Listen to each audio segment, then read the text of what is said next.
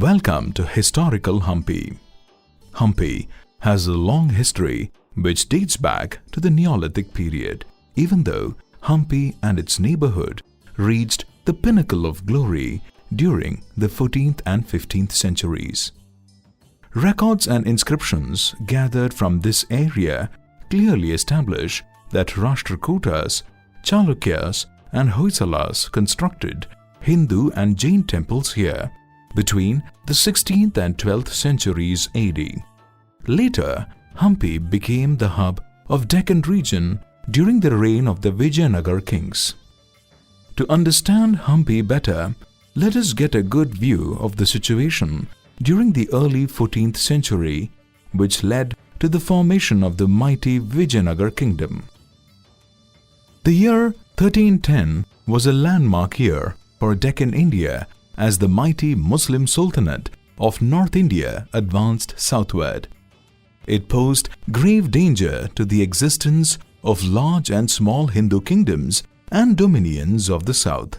Malik Kafur, the famous general of Alauddin Khilji, invaded and plundered Warangal and Dwarasamudra. He struck again in 1312 and caused even greater damage to the Devagiri and Hoysala kingdoms. In 1325, Muhammad bin Tughlaq took over the throne in Delhi, and there was a repeat of Khilji's exploits down south. However, his ambitions were not backed by wise political and economic decisions. This created a lot of chaos among the subordinate sultanates, including those in South India. This was a period of confusion, anarchy, and infighting among the sultanates, local chiefs, and royal heirs of other fallen kingdoms. It presented a great opportunity for the founders of the Vijayanagar Empire to lay a robust foundation which kept them going for the next 200 odd years. Where was the Vijayanagar Empire located and who were its kings? Well, the empire was centered around Anegundi, which is a small village today about 30 km away from Hospet town. These parts, including nearby Kampli, were ruled by a feudatory chieftain by name Bhavana Sangama, who was related by marriage to the Hoysalas from deeper south around the second half of the 14th century. His sons Hakka and Bukka, under the guidance of Vidyaranya Acharya, took advantage of the prevailing situation and assumed control. They took over most parts of the Hoysala kingdom in 1336 and went on expanding their realm, which was now called Vijayanagara. Thus, they founded the Sangama dynasty, which held reigns for about 150 years. The most popular kings of Sangama dynasty are Hakka, who was also called Harihara I, Bukkaraya, Harihara II, and Devaraya II. Ibn Battuta, a famous traveler from Persia who visited South India between 1333 and 1342 AD, describes that the Muslim ruler of the west coast was a subordinate of Harihara I. Bukkaraya, who ruled next, carried a lot of titles. Two of them are destroyer of hostile kings and master of eastern, western and southern oceans. He also initiated the shifting of the capital from Anegundi to Hampi. Bukkaraya was followed by Harihara II and Bukkaraya II. Devaraya first came to power next and waged a series of wars with the Bahmani and other sultans, inflicting major defeats.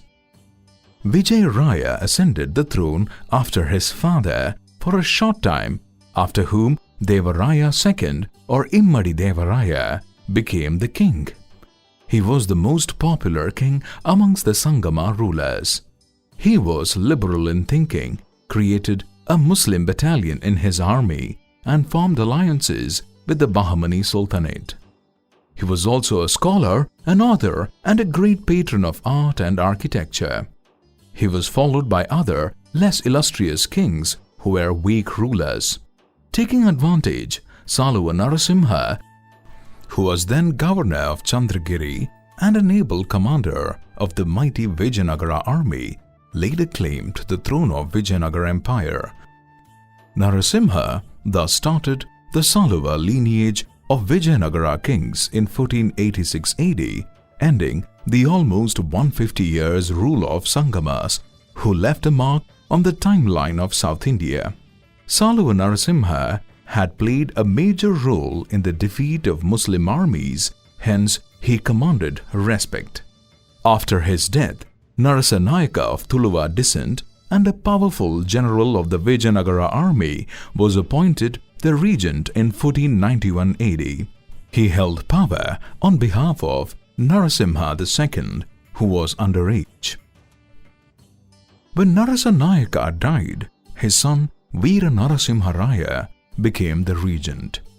During his reign, Narasimha II was murdered in confinement. This paved the way for Veera Narasimha Raya to proclaim himself as king by 1505 AD and launched the rule of the Tuluva dynasty. Unfortunately, Veera Narasimha too died in 1509. Then he was succeeded by his half-brother Krishna Deva Raya, who turned out to be the greatest king that Vijayanagara dynasty ever saw. A brilliant monarch of medieval India, Krishna Deva Raya expanded the kingdom from coast to coast. He established a tight hold over the entire Deccan region. He made treaties with the Bahmani, Bijapur and Golconda sultans and went on an expedition till Orissa to keep the Gajapati ruler of Orissa in check. He maintained cordial relations with the Portuguese on the west coast. Krishna Deva Raya ruled from 1509 to 1529 AD and gave a lot of impetus to agriculture and trade. He was a great patron of Sanskrit and Telugu literature, and he wrote a Telugu work called Amukta Malyada. Krishna Deva Raya was also a lover of art and architecture and renovated many dilapidated temples, besides building several new temples in contemporary style.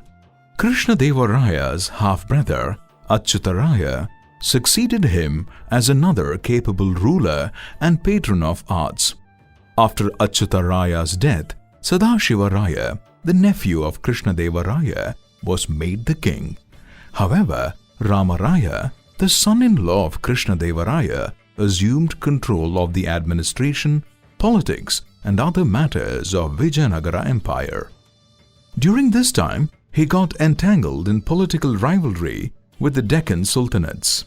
As a result of this, Vijayanagara gained more territories. Some of them were snatched from the sultans and some were regained, which were earlier lost or given away during Krishna Deva Raya's rule. Vijayanagara Empire thus became a common enemy for the sultans and many other smaller kings. Finally, the sultans came together to fight against Rama Raya. The combined army of sultans and the mighty Vijayanagara army clashed first at the historical Talikota War on 23rd January 1565. They fought fiercely between two villages known as Rakas and Tangadi.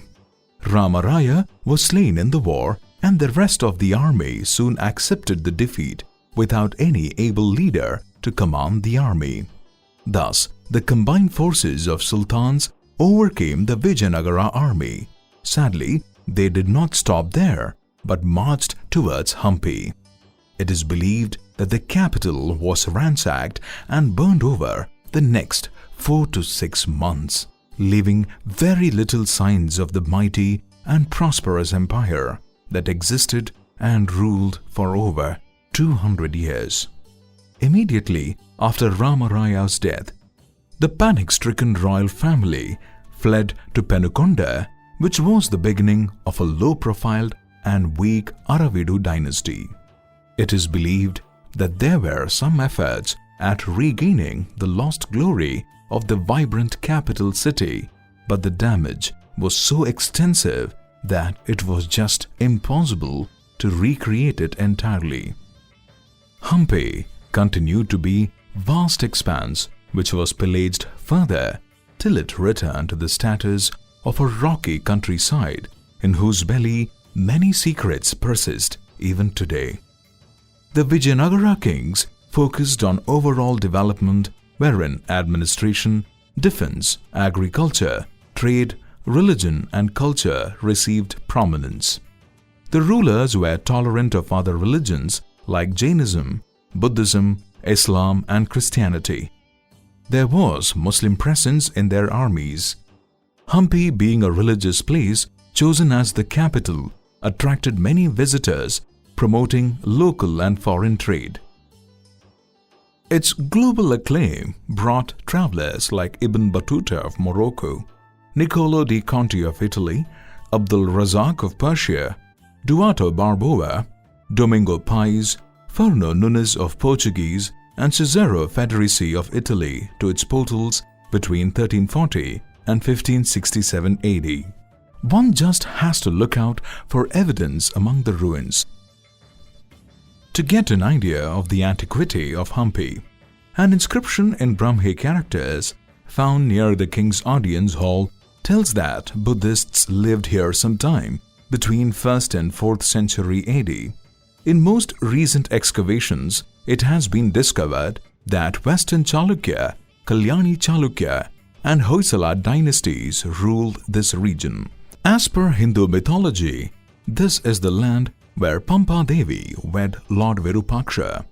The Kishkinda region that we come across in Ramayana, where Lord Ram and Lakshman stayed en route Sri Lanka, is also a part of the heritage site. Harihara I, the founder of Vijayanagara Empire, ruled from Anegundi across the river. Bukkaraya developed the new city called Vijayanagara around Hampi region. Harihara II expanded it further to occupy the area between Hampi and Kamalapur.